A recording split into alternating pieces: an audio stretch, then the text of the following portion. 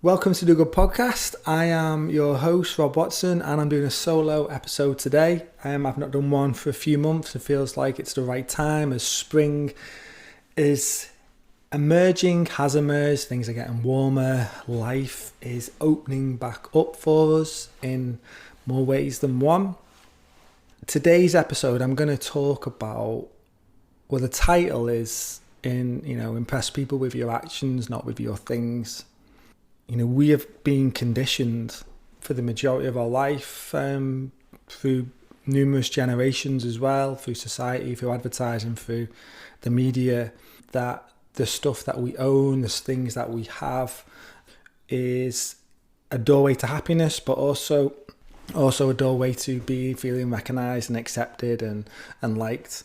So we've all gone down that path. I know I have myself, where I thought my possessions that I had, the nice car, nice house, fancy holidays, all of that would be the things that would impress people. And you know what, it would on certain levels, and having my own company, and it would impress people from the ego's perspective. But the thing is, you're always left wanting more. There's never enough. And that is pretty much the pattern of the ego, isn't it? That no matter where we are, whatever we've got, that satisfaction fades very quickly, because we go about seeking the next thing. I've used this example a few times, but I'll just say it again, I believe it was Henry Ford who set up the Ford motor industry back in the 20th century. He became one of the first billionaires, and he was interviewed shortly after that and asked, well, what next? What now? And his response was literally just more. And I'll just reaffirm that again in here, because if people have heard this from me before, forgive me, but I think it's an important message, because there'll be people listening to this for the first time. And if someone who was a billionaire, and that would probably equate to maybe 10, 50 billion in today's real money, if you're not enough happy there, then you're always seeking more, then what hope is there for everyone else? We end up chasing after this stuff, constantly pursuing new things rather than being grateful for what we got. I knew for me, it was around, I was the age of 30, 31. It appeared to be on the outside world. I had a lot of good things, my own company, could go on all these fancy holidays, plenty of money, a fancy sports car. Yet I know that I wasn't happy. I was pursuing the idea of what we get sold for as happiness, but in fact it was actually making me miserable, because it wasn't enough. There was always someone else who had more than you, that you could aspire to be. Now, I think it's all well and good to feel motivated and be inspired by people, but not to feel like we have to be like someone else to make ourselves happy. Again, it's an illusion. These things are going to make us happy. Well, anyway, I just wanted to talk about how it's far more beneficial for us to attempt to impress people with our actions in life rather than the things that we own. Because the thing is, with our actions, they don't have to cost us a fortune to do. They can just be, and it can also, I've got to be careful here, because it could also, even attempting to impress people with your actions can still become from an egoic response of still wanting to be accepted and liked. So I've got to be careful where I shape that. But I think on the whole, if we can think about impressing people with our daily actions and the way we go about living our life rather than the things that we own. I always remember someone saying to me, or I heard it somewhere, that when someone passes away, what you remember about them is how they make you feel. Whether that's someone that's close to you, or someone like a musician who you might have lots of good memories from them, or particularly family members or friends. It's how they made you feel in life. It wasn't so much what they had, it wasn't the things that they had in life and necessarily achieved in that sense in terms of career and stuff. It was how they were as a person, and potentially maybe the generosity, and so maybe what indifference they made. Did they do any good? We've got a really great opportunity to do these things, because you can impress people, and do some good in the world, and make a difference. It doesn't have to cost you much time. It doesn't have to cost you much money. And it's something that can be abundant for all of us, whether it is you just out regularly picking up litter, or you help your neighbour, or, you start up a podcast, or, it's anything that along them lines, or even just how you are, how you hold yourself, how you speak, the fact that you take an interest in stuff. And where is this segueing into a little bit now is because what I've been really interested in, or delving back into deeper more, is like minimalism. I've spoke about it quite a few times on this podcast about simplifying our lives, allowing ourselves to have less things so we have got more time to do things that are more meaningful in our lives. And this is where I think it comes to that thing of, if we can shift our mindset rather than after chasing after things to impress people with stuff that we've got that we don't necessarily can afford, because most things are on credit. Most things, someone might be driving around in a fancy car, but they're probably paying £500-600 a month for it.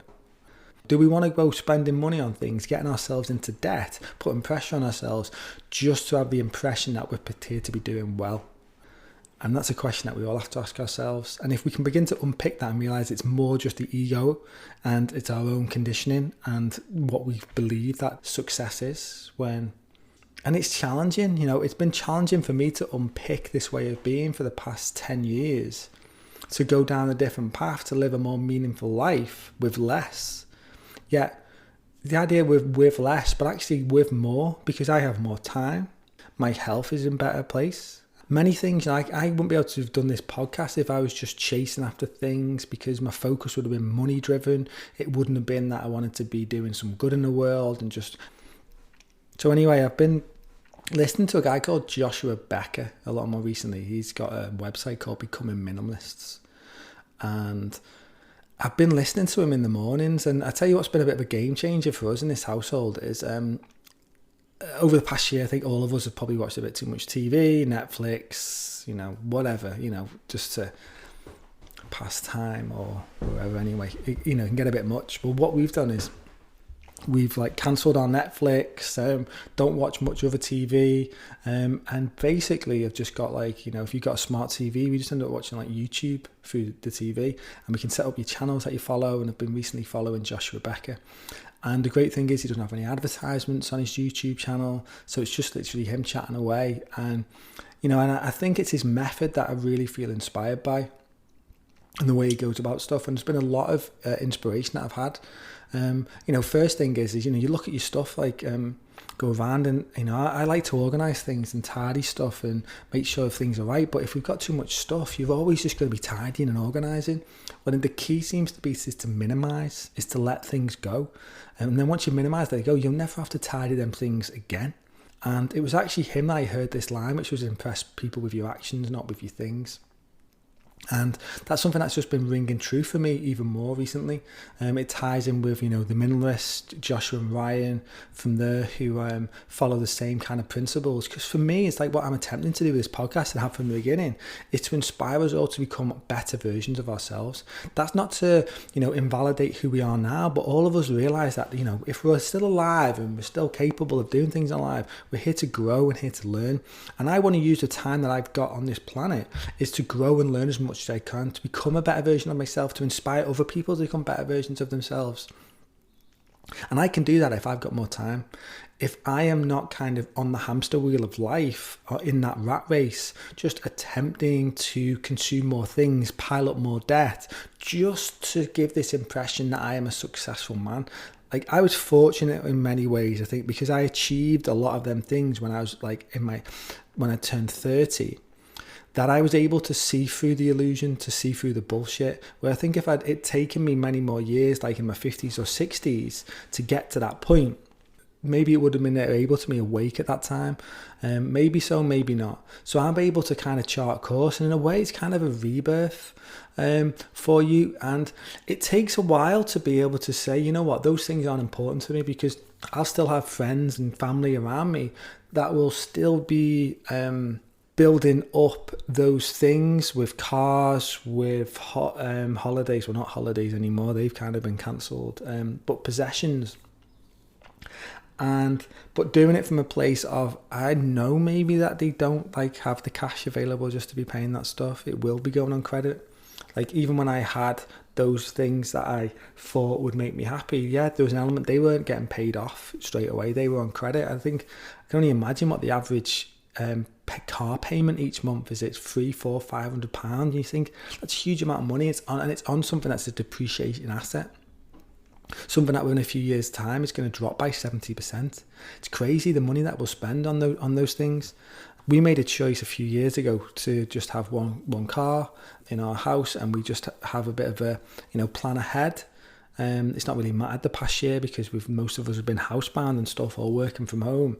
But we made the decision before that just to have one car, and it's worked out fine. And we traded in our expensive cars a few years ago. We used to have a Range Rover, and now we drive around in, like an 8 year old Mini that's pretty much paid for, that I don't have to be spending a fortune on each month. And it feels good to know that I am not like tied into these long-term things. And I was just doing it because, it felt nice to drive those cars.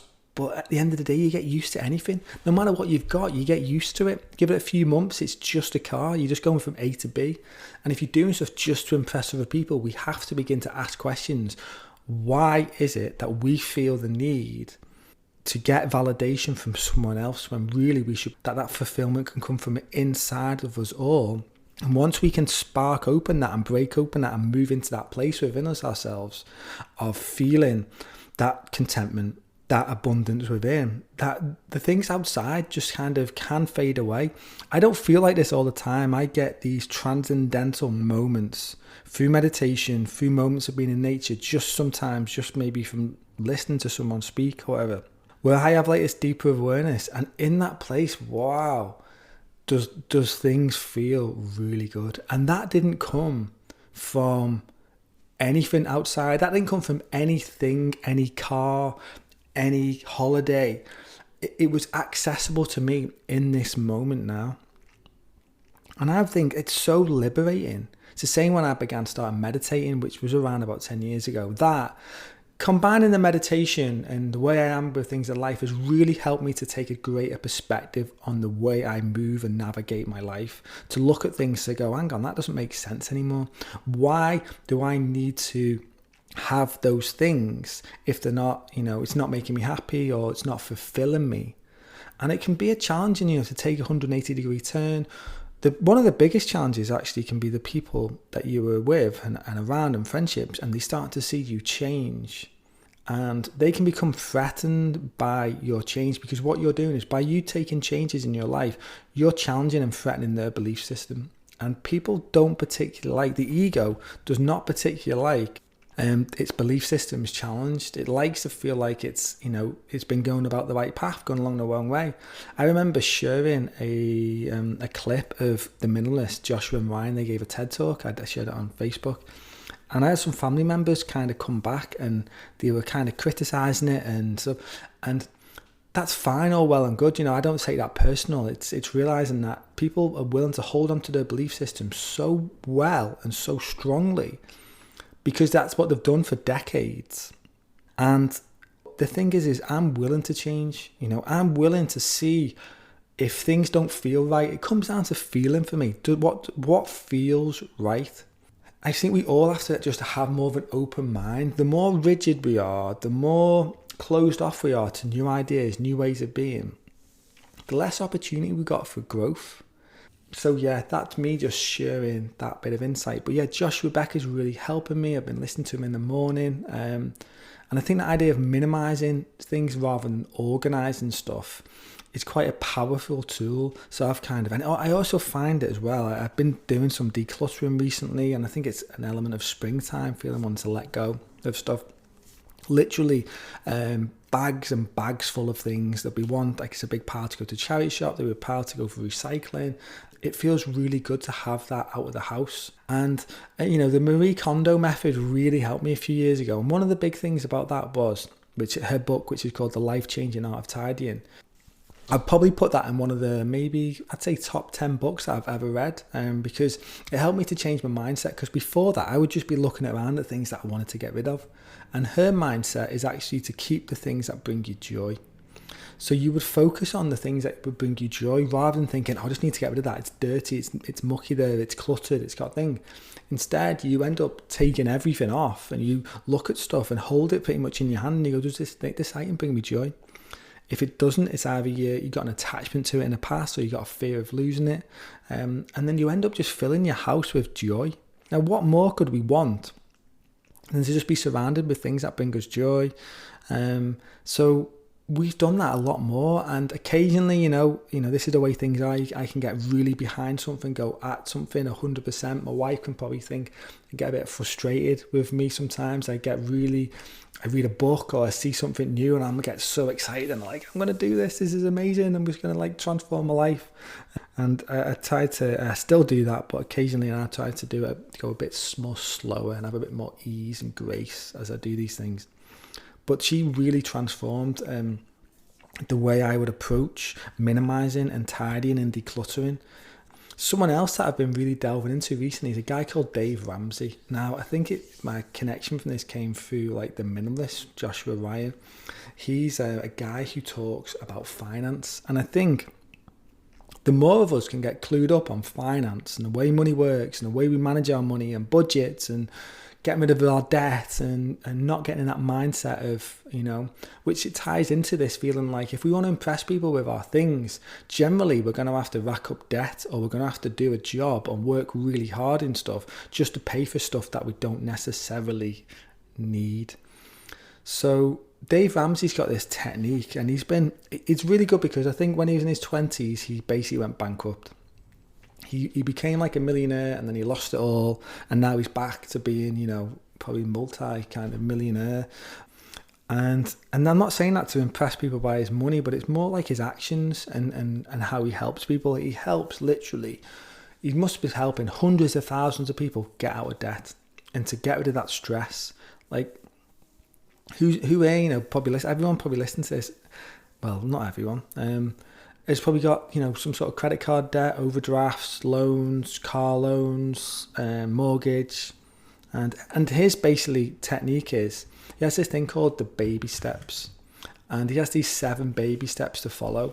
And I'll just run through them very quickly. So the baby step number 1 is to basically save, it says $1,000, but let's just say £1,000 for your starter kind of emergency fund. Step 1 is to just build up £1,000 of emergency fund.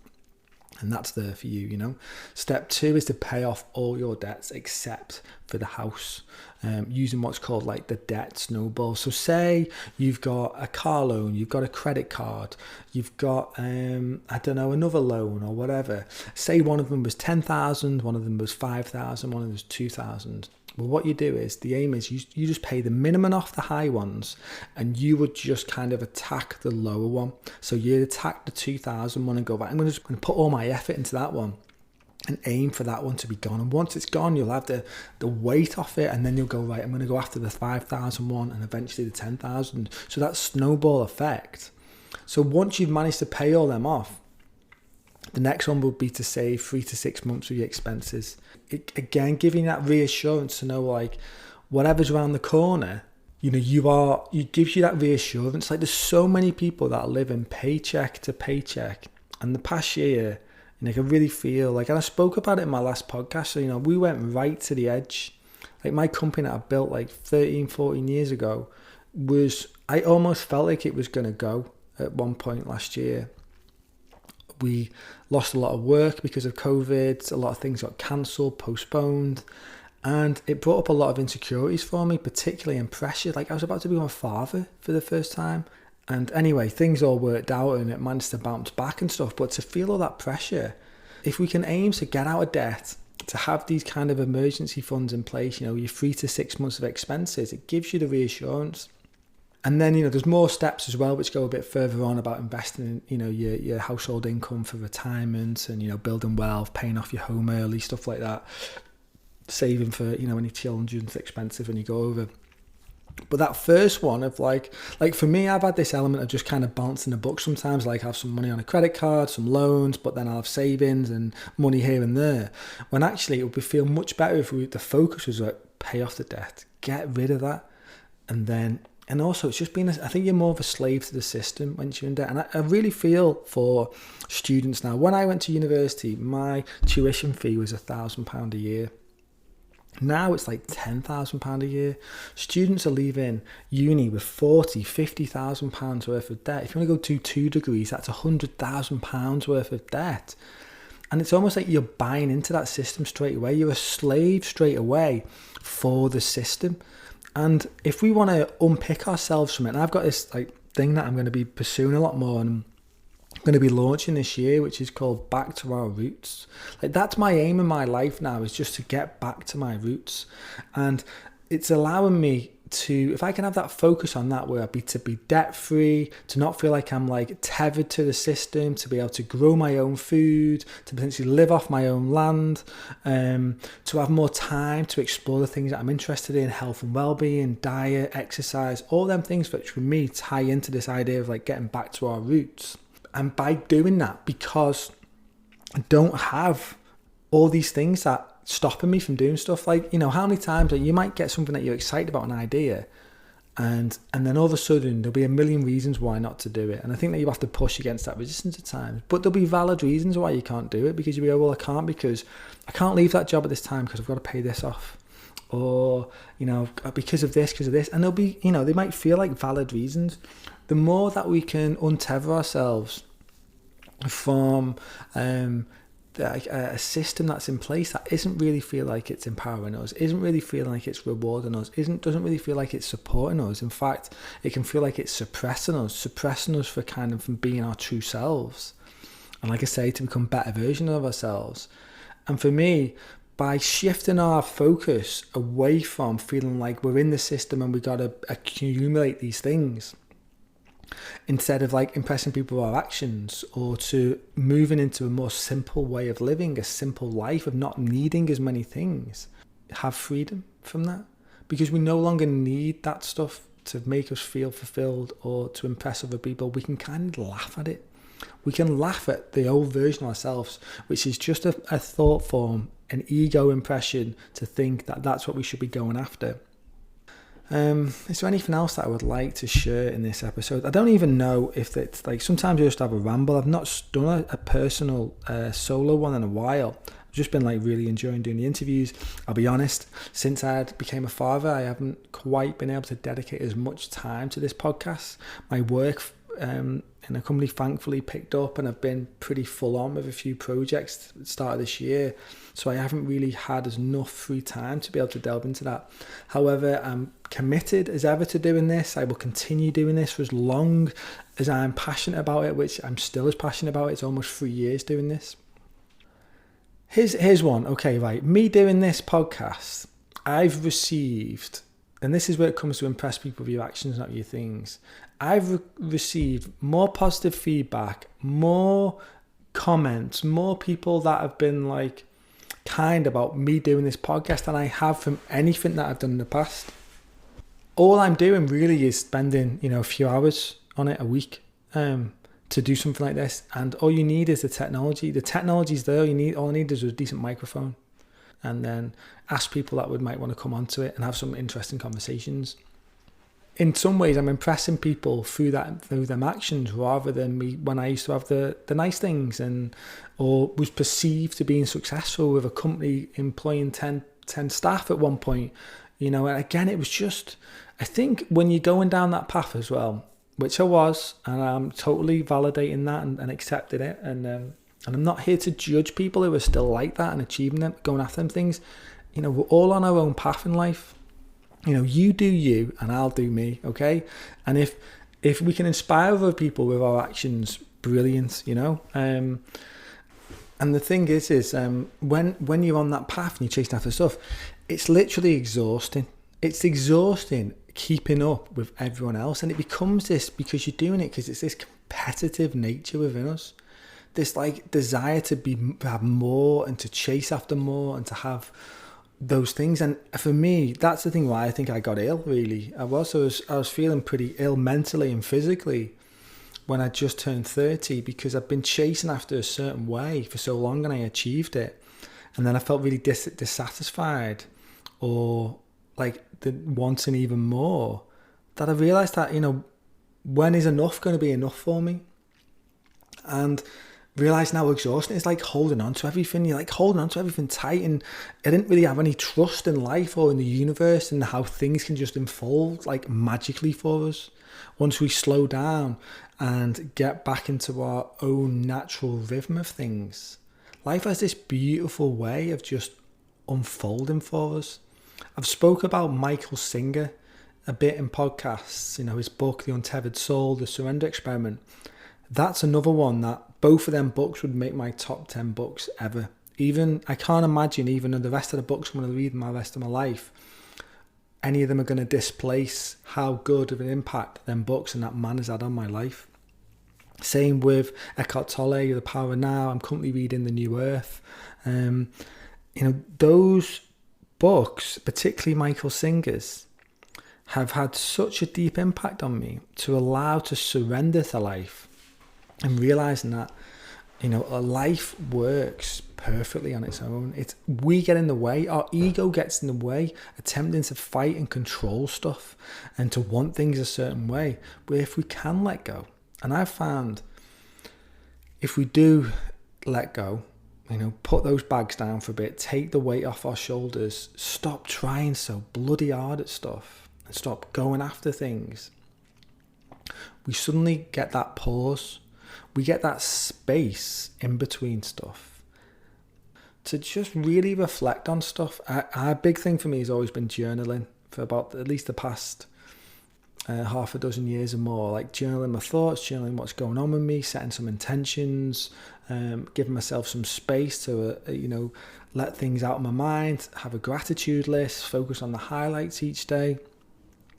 Because it can take a significant amount of time for us to rewire our brain. I remember Bruce Lipton spoke about this, and he said something along the lines of, for us to change our patterns and belief techniques, it has to become through repetition or hypnosis.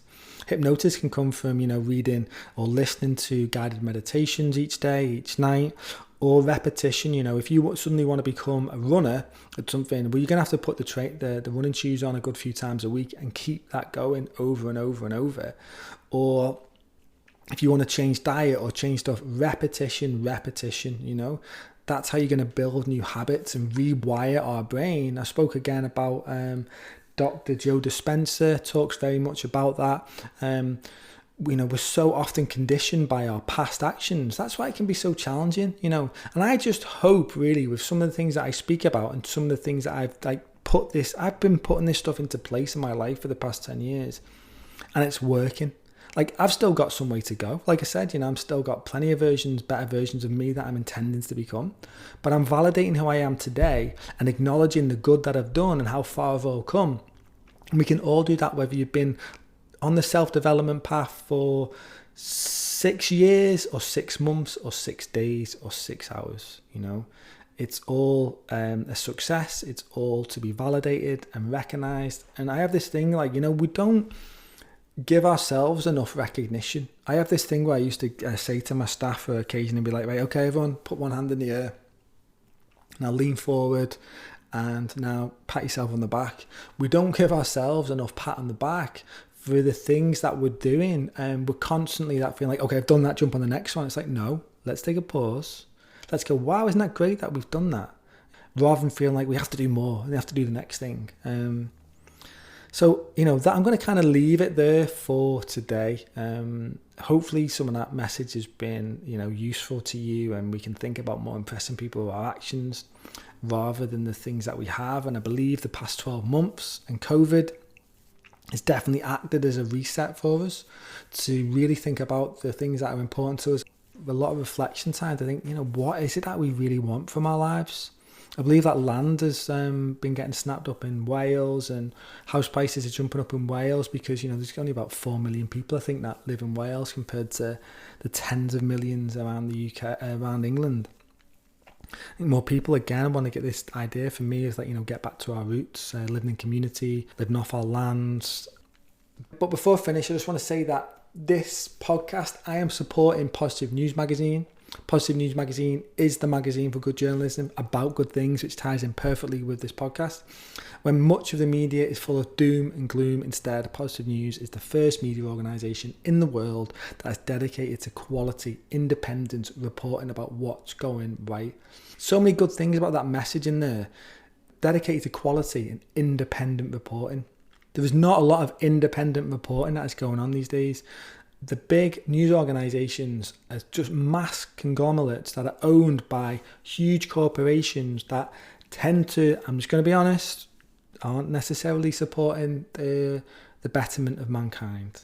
I won't even need to go any deeper into that.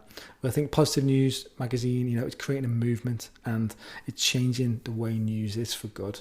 So check them out. You can get memberships with them, subscriptions with them. And if you also like to support me, I'm just going to shout out to Positive News.